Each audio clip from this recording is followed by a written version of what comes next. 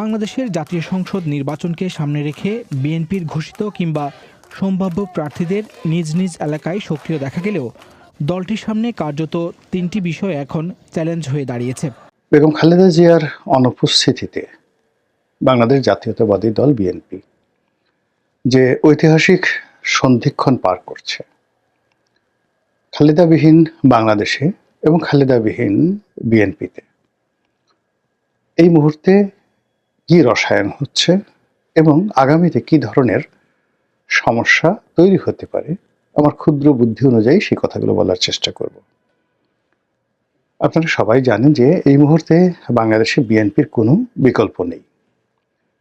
দেশের রাজনীতি, সামনের নির্বাচন, ডক্টর মোহাম্মদ ইউনূস সরকারের কর্মকাণ্ড চালিয়ে নেওয়া এবং ডক্টর মোহাম্মদ ইউনূসের সেফ এক্সিট থেকে শুরু করে দেশের স্থিতিশীলতা, এমনকি স্বাধীনতা, সার্বভৌমত্ব রক্ষা সহ সেনাবাহিনী, পুলিশ বাহিনী, রাষ্ট্রীয় কাঠামো, এটাকে চলমান রাখার জন্য যে পলিটিক্যাল শক্তি দরকার, রাজনৈতিক শক্তি দরকার, সেই রাজনৈতিক শক্তির পুরোটাই এই মুহূর্তে বলতে গেলে বিএনপির উপর নির্ভর করছে। বিএনপি যদি এই সময়টাতে ব্যর্থ হয়, তাহলে এই দেশ সেনাবাহিনীর অধীন চলে যেতে পারে। এই দেশ দক্ষিণপন্থী গ্রুপ, ইসলামিস্ট যারা রয়েছেন, তাদের কবলে চলে যেতে পারে অনেকটা আফগানিস্তানের তালেবানি কায়দায়। অথবা এই দেশে মারামারি, হানাহানি, কাটাকাটি শুরু হয়ে যেতে পারে আফ্রিকার যে দেশগুলোতে গৃহযুদ্ধ চলছে, সেই সুদানের মতো, সেই রুয়ান্ডার মতো। এবং আমাদের এই 18 কোটি জনসংখ্যা অধ্যুষিত বাংলাদেশে যদি কোনো কারণে মন দুর্ভাগ্য আমাদেরকে পেয়ে বসে, বিশ্বাস করেন, মানুষের মাংস, এক মানুষ অন্য মানুষের মাংস কামড়ে খাওয়া ছাড়া আমাদের অন্য কোনো বিকল্প থাকবে না। এবং যখন এই 18 কোটি মানুষকে নিয়ে এই বাংলাদেশ, গাঙ্গেয় বদ্বীপ বিপদে পড়বে, এখন যে সকল বান্ধব আমরা দেখছি, আমেরিকা সেন্ট মার্টিন নিতে চাচ্ছে, ভারত দখল করতে যাচ্ছে, পাকিস্তান তারা নিজেরা দেউলিয়াত্ব সত্ত্বেও বাংলাদেশের রাজনীতির ব্যাপারে নাক গলাতে চাচ্ছে। যদি আমাদের নিজেদের মধ্যে সংহতি না থাকে, উন্নয়নের চাকা উল্টে যায়, রাজনীতির যে স্থিতিশীলতা নষ্ট হয়ে যায়, তাহলে পৃথিবীর কোনো দেশ আমাদের দিকে ফিরেও তাকাবে না। আমরা এই ঢাকা শহরে বসে বসে যারা বিভিন্ন রকম কথাবার্তা বলছি, বিশ্বাস করেন সেই হেলাল হাফিজের কবিতার মতো গ্রাম থেকে লক্ষ লক্ষ মানুষ শহরে আসবে। কোন বাড়িতে খাবার আছে, কোন বাড়িতে অর্থ আছে, খুঁজে খুঁজে প্রত্যেকটা বাড়ি থেকে মানুষ মেরে 5 কেজি চাল, 1 কেজি চাল, 1 মুঠো ডাল নেওয়ার জন্য খুনোখুনি শুরু করে দেবে। আজ প্রায় 15 লক্ষ রোহিঙ্গাকে আমরা খাওয়াচ্ছি রাষ্ট্রীয় অর্থে। বিদেশিরা সামান্য কিছু দান খয়রাত করছে। এই 15 লক্ষ দুর্ধর্ষ রোহিঙ্গা কক্সবাজার অতিক্রম করে চট্টগ্রাম চলে আসবে, নোয়াখালী, কুমিল্লা থেকে শুরু করে ঢাকার উপকেন্দ্রে চলে আসবে এবং আমাদেরকে ছিঁড়ে কুটে খেয়ে ফেলবে। এই যে সমস্যাগুলো, এই সমস্যাগুলো কেবলই মাত্র রাজনৈতিক নেতৃত্ব দ্বারা নিয়ন্ত্রণ করা সম্ভব। কোনো পুলিশ দ্বারা, কোনো মিলিটারি পাওয়ার দ্বারা, কোনো অ্যাটমিক বোমা দ্বারা এই যে চলমান সমস্যাগুলো যেগুলো চলছে, এগুলোর যে ভয়াবহতা, সেই ভয়াবহতা থেকে দেশ এবং জাতিকে রক্ষা করা সম্ভব নয়। এখন রাজনীতির ময়দানে যে ভারসাম্যহীনতা চলছে, আওয়ামী লীগের অবর্তমানে যে একটা বিরাট শূন্যতা, সেই শূন্যতার মধ্যে ছোট ছোট রাজনৈতিক দলগুলো গত 17 মাসে যারা একটি ওয়ার্ডের মানে গ্রাম অঞ্চলের যে ওয়ার্ডগুলো রয়েছে, ইউনিয়ন পরিষদের যে ওয়ার্ড, সেখানে 2 থেকে 2,500 ভোট পেলে একজন মেম্বার হতে পারে। তো এরকম 2 থেকে 3,000 ভোট পাওয়ার যাদের যোগ্যতা নেই, এইরকম অন্তত পক্ষে 1,000 লোকের তৈরি হয়েছে, সৃষ্টি হয়েছে, যারা 2,000 ভোট পাওয়ার কোনো যোগ্যতা এখন পর্যন্ত নেই। কিন্তু গত 17 মাসে এরকম 1,000-এর মতো নতুন নেতা, তারা মনে করছে যে তারা এমপি হতে পারে, তারা মন্ত্রী হতে পারে, তারা প্রধানমন্ত্রী হতে পারে, তারা রাষ্ট্রপতি হতে পারে। এবং তারা এই যে তাদের যে অভিলাষ, সেই অভিলাষটাকে পূর্ণ করার জন্য তারা মব করেছে, জুলুম করেছে, অত্যাচার করেছে এবং রাষ্ট্রের যে মৌল ভিত্তিগুলো আছে সেখানে তারা একের পর এক আঘাত করেছে এবং তারা বিজয়ী হয়েছে। আর এখন এই সময়টিতে এসে 2025 সনের আমি যে ভিডিওটি করছি শেষ রজনীতে, অর্থাৎ 31শে ডিসেম্বর রাত্রে, আজকের দিনের বাস্তবতা হলো ওই 1,000 লোক যারা এই সমাজের যারা পিলার ছিল, রাজনীতির শক্তি ছিল, রাষ্ট্রযন্ত্রের শক্তি ছিল, তাদের সবাইকে বলতে গেলে অক্ষম করে, নির্মূল করে, ভয় দেখিয়ে তারা যে বাংলা ভাষায় যেটিকে বলা হয় তাফালিং, তারা যে তাফালিংগুলো করেছে, এখন এই সময়টিতে এসে তারা অলমোস্ট সবাই চুপসে গেছে। 1,000 তো দূরের কথা, এখন একজন লোকও ওই মানে যাকে বলা হয় মপ করার মতো, যারা একসময় মপ করত, তারা কেউ আর এখন আগের অবস্থানে নেই। তারা বুঝতে পেরেছে যে 3,000 ভোট তারা পাবে না, অধিকন্তু এই সমাজ তাদের জন্য ভয়ঙ্কর হয়ে পড়েছে। তো ধরুন একটা সমাজে বা একটা বনে 1,000 হাতি আছে। তো এমন একটা পরিবেশ তৈরি হলো যে 1,000 হাতি এই বন থেকে চলে গেল, আর বনের যে খরগোশ আছে যারা, তাদের মানে 1,000টি বেলুন তৈরি করা হলো হাতির মতো করে, তার মধ্যে এক একটা খরগোশ ঢুকিয়ে দেওয়া হলো। তো সেই হাতিগুলো মানে বেলুনের মধ্যে থাকা খরগোশগুলো হাতির সুরত ধরে তারা সেই 16-17 মাস পুরো জঙ্গল তারা তাণ্ডব চালালো। এবং বনের অন্যান্য যারা প্রাণী রয়েছে, সেটা সজারু, হরিণ, শিয়াল ইত্যাদি যে প্রাণীগুলো আছে, তারা ওই হাতিকে মানে হাতির যে বেলুন কাঠামো, সেই কাঠামোর মধ্যে মূলত খরগোশ, তাদেরকে হাতি মনে করে তারা ভয়ে থর থর থর থর করে কাঁপলো। এরপর একটা সময় সব বেলুনগুলো ফুটো হয়ে গেল, খরগোশগুলো পাতার আড়ালে লুকিয়ে গেল। তখন বনের মধ্যে যে ভারসাম্যহীনতা তৈরি হবে, আমাদের এই সমাজে এখন ঠিক সেই রকম ভারসাম্যহীনতা শুরু হয়ে গেছে। এখন সরকারের কোনো সেক্রেটারি, জেলার কোনো DC, SP, OC, chairman, member, সংসদ সদস্য, পৌরসভার মেয়র, মন্ত্রী, মানে এই যে পদ পদবী ধারী যে লোকজন, তাদের অস্তিত্ব নেই। আর আগামীতে তারা এই পদ পদবীতে এসে রাতারাতি কোনো কিছু করবে, সেই ব্যাকবোনটি অর্ধেকটা নষ্ট হয়ে গেছিল সেই শেখ হাসিনার জমানাতে, তার নিজের দলের মধ্যে আর অন্য দলের মধ্যে জাস্ট 50% আপনার ব্যাকবোন নষ্ট হয়ে গেছে। জুলাই আগস্ট বিপ্লবের পরে আওয়ামী লীগের যে লোকজন, যাদের মানে অতিরিক্ত লোভ, কামনা, বাসনা ইত্যাদি কারণে যাদের 50% ব্যাকবোন নষ্ট হয়ে গিয়েছিল, তারা সব পালিয়ে গেছে।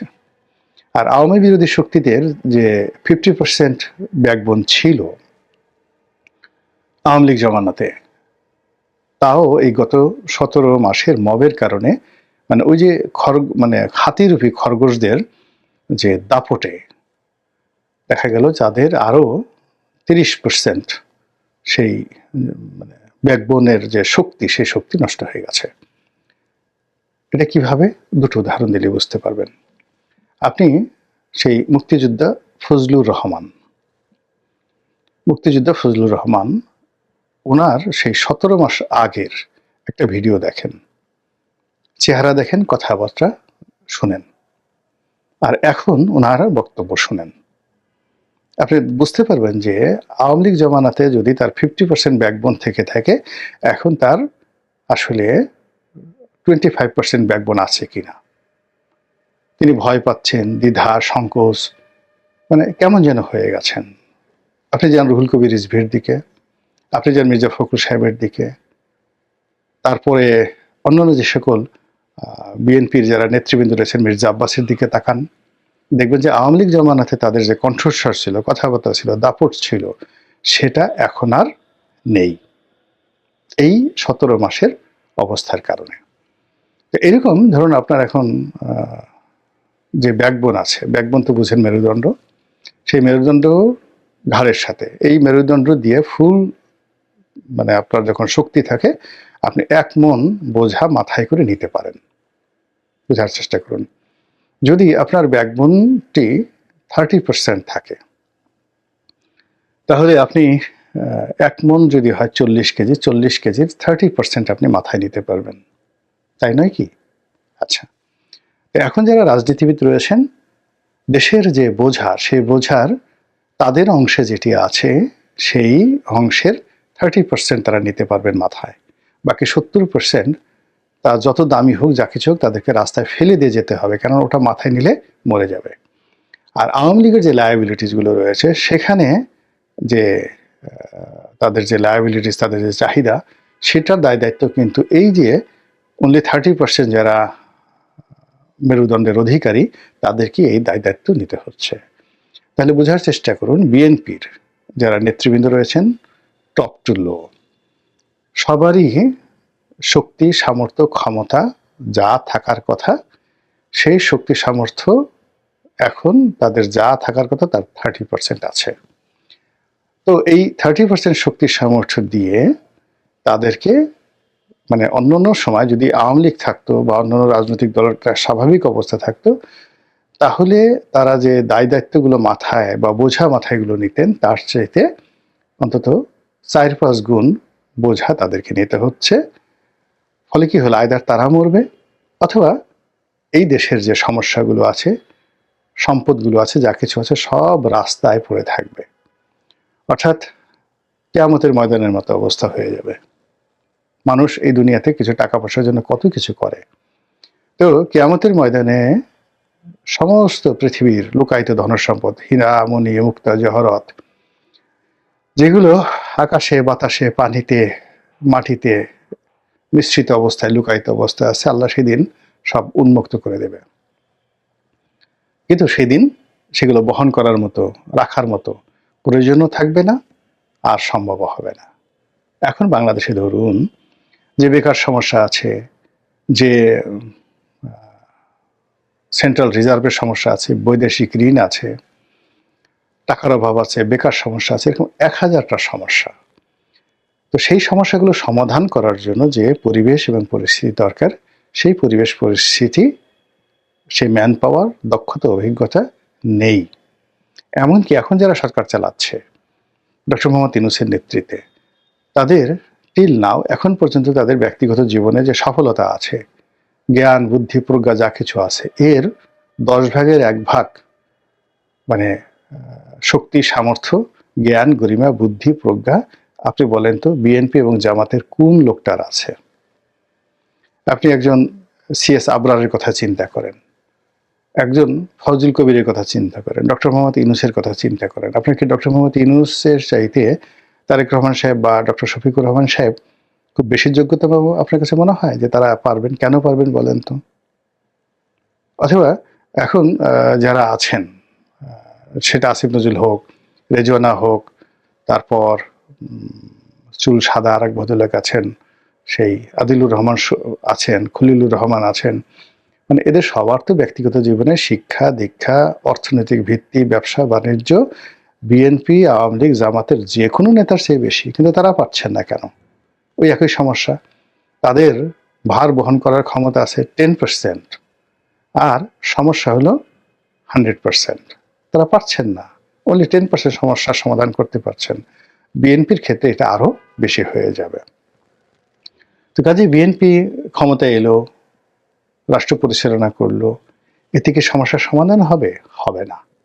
অধিকন্তু বিএনপির যে অভ্যন্তরীণ দ্বন্দ্ব সংঘাত ক্রন্দল যেটা রয়েছে, সেটি বেগম জিয়ার অনুপস্থিতিতে আগামী 7 থেকে 10 দিনের মধ্যে এমন প্রবল আকার ধারণ করবে যে বিএনপি দেশ জাতি ইলেকশন নিয়ে চিন্তা করা তো দূরের কথা, নিজের ঘর সামলানোর জন্য তাকে মানে 10 বার দৈনিক 10 বার ইয়ানফসি বলতে হবে। দ্বিতীয়ত, বেগম জিয়াকে ঐক্যের প্রতীক মনে করে বিএনপির উপরে অনেকে রহম করেছেন, অনেকে বিএনপিকে সমীহ করেছে। বেগম জিয়ার সাথে অনেকের ব্যক্তিগত সম্পর্ক, বিশেষ করে জামাতের ব্যক্তিগত সম্পর্কের কারণে অনেক কিছু হয়নি, কিন্তু আগামী 15 দিনে দেখবেন যে জামাত ধৈর্য হারিয়ে ফেলেছে। ধৈর্য হারিয়ে ফেলার পর বিএনপি ধৈর্য হারিয়ে ফেলবে। এর ফলে কি হলো, 17 বছর পরে তারেক রহমান সাহেব বাংলাদেশে যে এসেছে, তিনি এই যে চলমান সমস্যার মানে আগা মাথা কোনো কিছুই বুঝতে পারবেন না। এটা কেউ বুঝতে পারে না। সম্রাট বাবরও পারেননি, আলেকজান্ডারও পারেননি, তাকে ভারত থেকে চলে যেতে হয়েছিল। তো কাজেই এই যে সামনে যে দিনগুলো, তারেক সাহেব এসছে, নতুন নেতৃত্ব তৈরি হচ্ছে, সামনে ইলেকশনের যে শিডিউল, সেই শিডিউল অনুযায়ী প্রস্তুতি নেওয়া, ইলেকশনে জয়লাভ করা, ভোটার আনা, তারপর শেষে ক্ষমতা গ্রহণ করা ইত্যাদি সবকিছু।